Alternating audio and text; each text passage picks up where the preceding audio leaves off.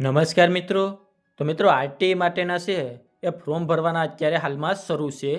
તો તમે તમારા બાળકનું આરટીઈમાં ફોર્મ ભરી દીધું હોય તો ત્યારબાદ તમારા બાળકનું ફોર્મ જિલ્લા કક્ષાએથી એપ્રૂવ કરવામાં આવ્યું છે કે રિજેક્ટ કરવામાં આવ્યું છે તે કેવી રીતે ચેક કરવું, અને જો રિજેક્ટ કરવામાં આવ્યું હોય તો હવે આગળ તમારે શું કરવું તેમની સંપૂર્ણ માહિતી આજના વિડીયોમાં આપવાનો છું. એની પહેલાં અમારી ચેનલમાં પહેલીવાર આવ્યા હોય તો ચેનલને સબસ્ક્રાઈબ કરી દેજો, જેથી એડમિશનને લગતી તમામ માહિતી છે એ સૌથી પહેલાં તમારા સુધી પહોંચી શકે. તો ચાલો મિત્રો આપણે આજનો વિડીયો શરૂ કરીએ. તો મિત્રો સૌપ્રથમ તો તમારા બાળકનું તમે જે ફોર્મ ભર્યું છે આરટીઈ માટેનું, તો તે એપ્રૂવ થયું છે કે રિજેક્ટ થયું છે તે ચેક કરવા માટે તમારે આરટીઈની વેબસાઇટ ઉપર જવાનું રહેશે.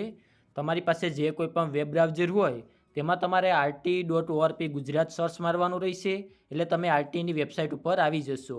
અન્યથા વિડીયોના ડિસ્ક્રિપ્શનમાં છે એ હું લિંક પણ આપી દઈશ, તો ત્યાંથી પણ તમે આરટીઈની વેબસાઇટ ઉપર આવી જશો. તો અહીંયા તમે આરટીઈની વેબસાઇટ ઉપર આવશો તો અહીંયા હોમ પેજ ઉપર છે એ તમારે નીચેની તરફ જવાનું રહેશે.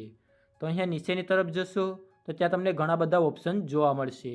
તો ત્યાં તમને અરજીની સ્થિતિવાળો એક ઓપ્શન જોવા મળશે, તેના ઉપર તમારે ક્લિક કરવાનો રહેશે. તેના ઉપર ક્લિક કરશો એટલે તમારી સામે છે એક બીજું નવું પેજ ઓપન થઈ જશે. તો અહીંયા તમારે એપ્લિકેશન નંબર છે તે એન્ટર કરવાના રહેશે.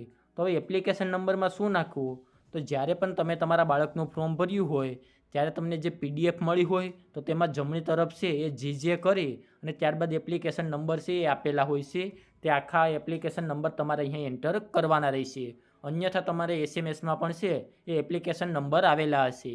ત્યારબાદ બાળકની જન્મ તારીખ નાખી અને સબમિટ બટન ઉપર તમારે અહીંયા ક્લિક કરવાનું રહેશે.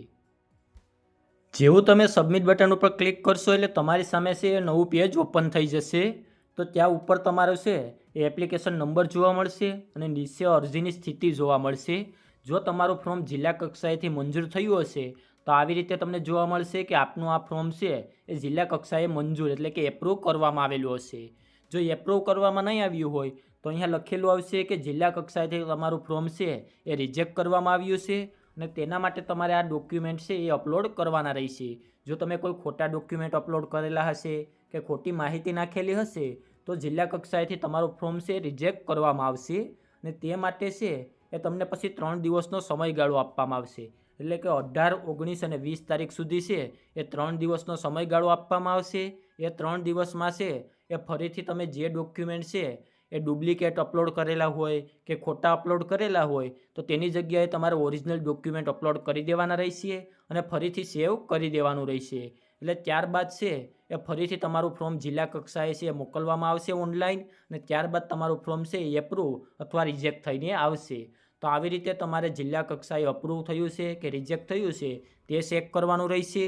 અને જે મિત્રોને રિજેક્ટ થયું હોય તો તે મિત્રોને 18, 19 અને 20 તારીખે છે એ 3 દિવસનો સમયગાળો આપવામાં આવશે તેમાં સુધારો કરવા માટે.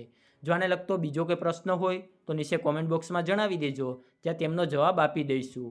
અને આજના વિડીયોમાં આપવામાં આવેલી માહિતી સારી લાગી હોય તો વિડીયોને લાઇક કરી દેજો, અને અમારી ચેનલમાં પહેલીવાર આવ્યા હોય તો ચેનલને સબસ્ક્રાઈબ કરી દેજો, જેથી એડમિશનને લગતી સંપૂર્ણ માહિતી છે એ સૌથી પહેલાં તમારા સુધી પહોંચી શકે.